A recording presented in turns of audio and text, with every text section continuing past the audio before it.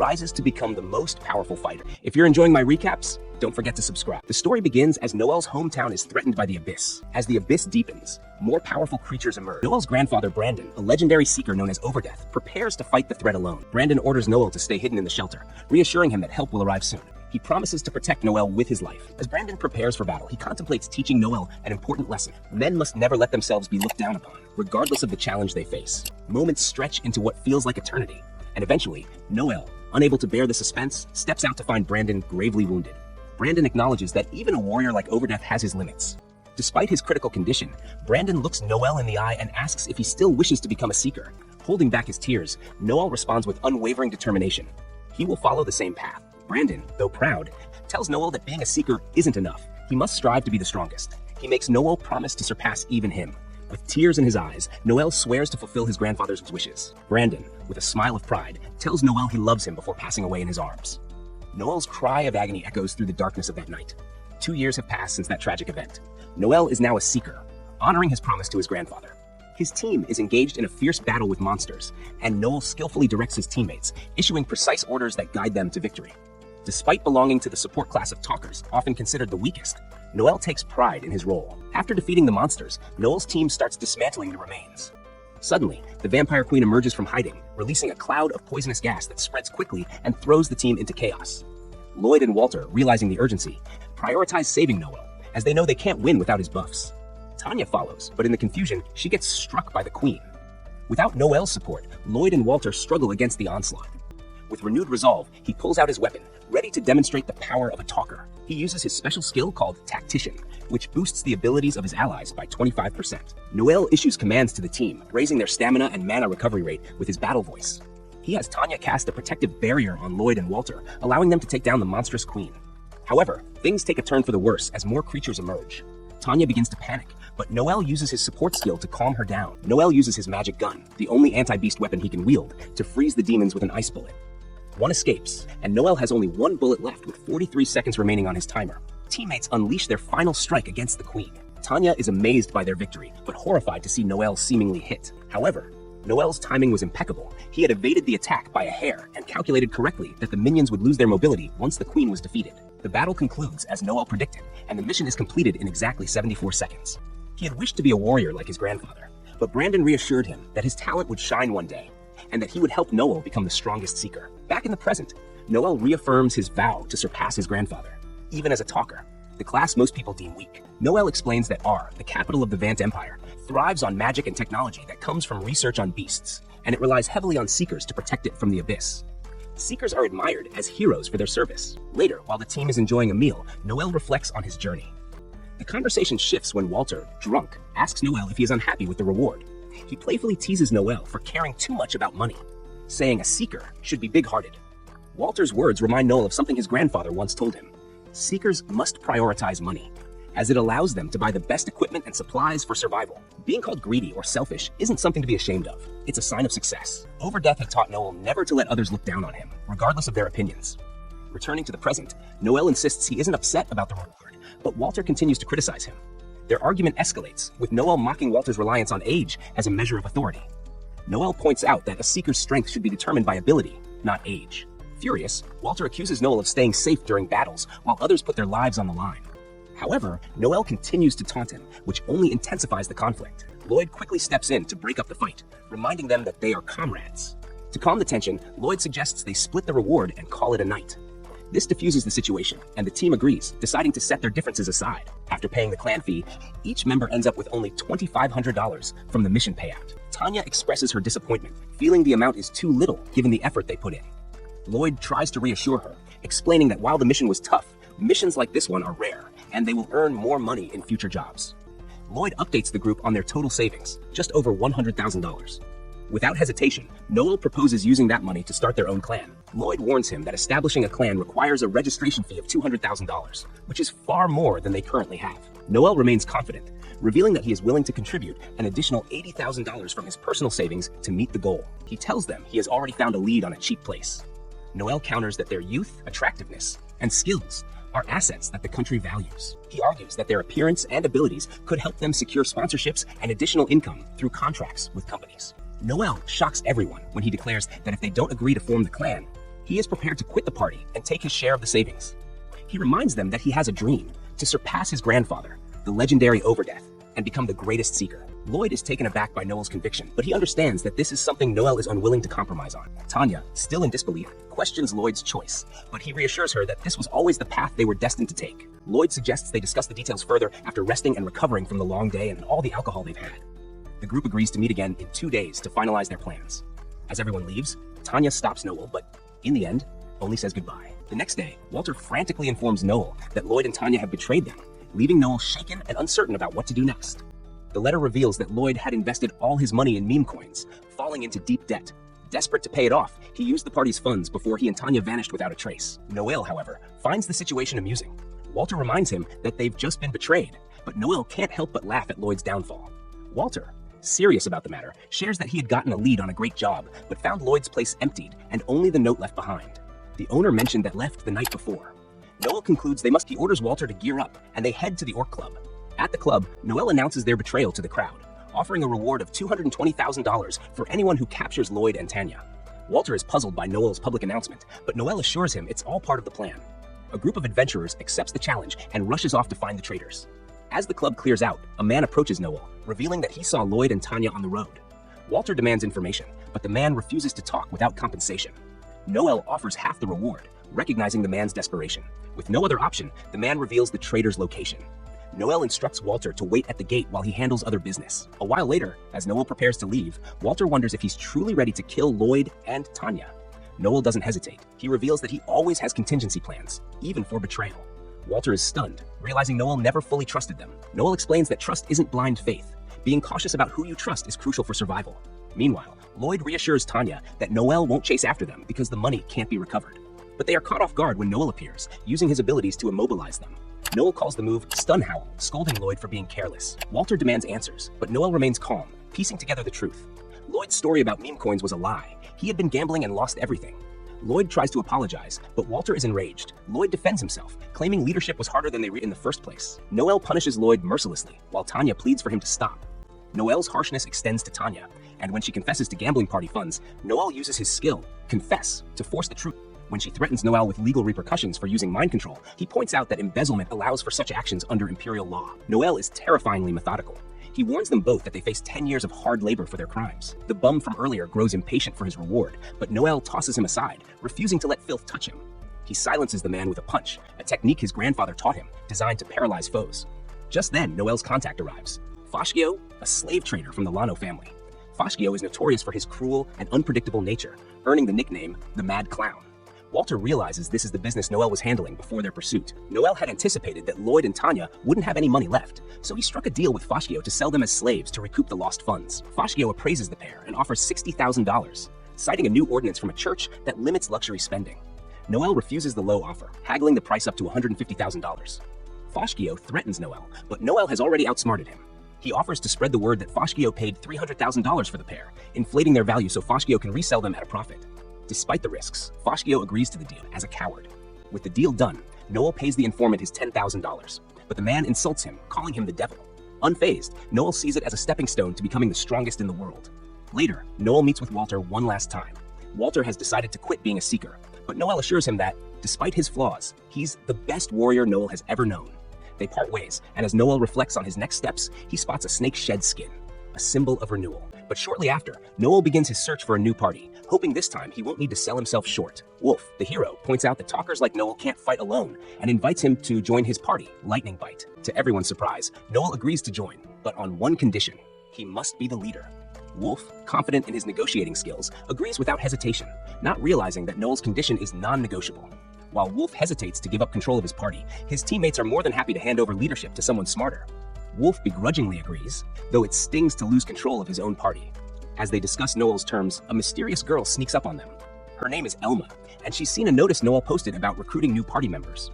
Noel explains that non-seekers can't join, but Elma insists that at 21 years old, she's not only eligible, but also 5 years older than Noel. Lightning Bite's members start questioning her background, but she answers their queries easily. Noel, sensing there's more to her story, learns that Elma is a C-rank scout, a valuable asset, especially when exploring dangerous places known as abysses. When asked why she wants to be a seeker, Elma shocks everyone by saying she has no interest in the profession at all. Instead, she's come specifically to meet Noel, the grandson of Overdeath, a legendary seeker. Elma's own grandfather, Alor, once fought Overdeath and lost his arm in the process. Expecting some sort of revenge plot, Noel is taken aback when Elma assures him she holds no grudge. She simply wanted to see what kind of seeker Noel has become. When she reveals her grandfather's name, Alor, a hush falls over the bar. Alor is the infamous leader of the Society of Assassins, a secretive organization that takes out targets for a price. One patron, skeptical of Elma's story, accuses her of lying and claims she doesn't belong in the bar. As only seasoned seekers are allowed in, Elma boldly declares she'll prove herself by fighting him. Despite concerns from the others, Noel seems confident in her abilities. Sure enough, when the thug attacks, Elma easily defeats him, leaving everyone stunned. Seeing her strength firsthand, Noel immediately hires Elma to join the Blue Beyond party. Elma, hungry after the fight, snacks on a fried bun as she and Noel discuss their families. Elma's grandfather warned her never to face Overdeath in battle, a fact that lingers in her mind as she trains to become an assassin. Though she hasn't reached B rank yet, she's confident she's close. Elma recounts her failed attempt to join the Society of Assassins. During her entrance exam, she effortlessly defeated her opponent, but her ruthless approach got her disqualified. The Society's new leader, Sion, deemed her a poor fit, explaining that they were transitioning into a more legitimate organization, planning to affiliate with the Crown and focus on espionage rather than contract killings. Noel is shocked by the revelation, but wonders if the Society will now try to silence them. Elma assures him she'll protect him, but Noel quickly dismisses the idea of her playing the role of his big sister. As they journey together, Noel teaches Elma about the intricacies of being a seeker. He explains how a buffer's skills work, including his powerful Assault Command ability, which can end a battle in one shot, fully aware of the battlefield's flow to direct their party's success. Though they can't use buffs on themselves, Noel sets up a test for Elma to capture a killer bunny with his buffs aiding her. While Elma boasts that she doesn't need his help, Noel insists the test is to see how well she can adapt to his skills. Surprisingly, Elma masters his buffs almost immediately, capturing not just one rabbit, but all of them in mere seconds. Noel is left in awe of her inborn talent, realizing she doesn't even need the extensive training his former teammates required. Elma's quick mastery proves that they're ready for their first job as a team. Noel accepts a request from a village troubled by thieves, setting the stage for the new Blue Beyond's debut. On their journey, Elma enjoys her first ride in a carriage. After struggling to find lodging, Elma innocently suggests they share a bed, which Noel rejects. Later, after seeing Noel's impressive physique, Elma can't help but comment on how strong he looks, though she regrets that no matter how hard he trains, he'll never match her natural abilities. Noel brushes off the remark, but it hits close to home. He knows that no matter how hard he pushes himself, he'll never catch up to someone born with talent like hers. Still, he remembers his grandfather's words, that Noel has his own latent potential. Soon after, they headed to meet the village chief. When they arrived, Noel noticed some people were missing, and he informed the chief that a few members had left the party. The chief, who had a shy daughter, had been looking forward to their visit, particularly to introduce her to Noel. It turned out she wanted to meet Noel. Noel then heard about a gang of thieves terrorizing the region, not only stealing but also kidnapping women. They were rumored to be hiding in the Rocky Mountains. Noel requested an upfront payment of $200,000, with the remaining $300,000 to be paid upon completion. As they set off, Alma expressed her dislike for the chief, who seemed to be staring at her. Before they left, the chief's daughter wished Noel good luck, showing him a bamboo dragonfly he had given her. She cherished it deeply and promised to make him dinner once he returned. Alma teased Noel for being a bit of a flirt, which Noel shrugged off by calling her a bimbo to keep her quiet. They soon located the thieves' camp, but there were more bandits than the chief had mentioned. Noel spotted the leader and realized it was Gordo, a wanted man with a $2 million bounty, ranked as a B-level scout. He asked Alma if she could take him one-on-one, and she confidently agreed. Noel devised a plan to handle the situation, knowing he'd need to be cautious with his presence. He used his communication skills while Alma moved in with her stealth skill. When she was ready, Noel stunned the nearby guards, giving Alma the chance to strike with precision and eliminate Gordo. Alma was thoroughly enjoying the fight, which concerned Noel, so he ordered her to stop and took charge himself. Returning to the village, Noel provided proof of completing the mission, but the chief withheld payment, inviting them instead to dinner. During the meal, the chief's daughter expressed a desire to become a seeker. However, training as a frontline fighter would take 2 years. Disheartened by the time it would take, she hesitated but confessed she wanted to join Noel's party someday. The chief then brought out a bottle of wine, supposedly worth $100,000, reserved for special occasions. He offered to share it with Noel, who quickly noticed something off. The wine had been tampered with, and Noel suspected it was poisoned. Realizing the chief intended to rob him rather than pay him, Noel accused him of lying about the number of thieves and of setting up this ambush. Alma, being an assassin, was immune to poison, but the chief's plan had still failed. When the chief tried to drive Noel away, Noel used a mind spell, forcing him to confess. He threatened to punish the chief, who panicked and promised to pay the remaining balance. His daughter ultimately handed over $820,000 to save her father from further humiliation. though she grew bitter toward Noel for this. Alma reassured Noel, reminding him to come to her if he ever felt hurt. As they traveled onward, they spotted an airship belonging to the prestigious Seven Stars Regalia clan, a royal clan recognized for its strength and honor. The sight stirred a desire in Noel to someday reach their level, sparking Alma's memories of her own past. Alma recalled her failed advancement test within the Assassin Society. The head of the society questioned if she had killed her grandfather, Alor. Alma admitted she had. Alor had been a terrifying figure, driven by an insatiable hunger for power, even resorting to kidnapping village girls to create offspring who might one day carry his essence. Alma, the only survivor among her siblings, had endured a harsh life under him. For this reason, the head of the society expelled her, believing she was too dangerous. Though shattered, Alma had one piece of advice: to seek out Noel, grandson of Eber. Meanwhile, in the capital's prison, a mysterious imposter knocked out a guard and took his form to spy on a notorious prisoner known as the Puppeteer, a criminal who had once terrorized the entire city.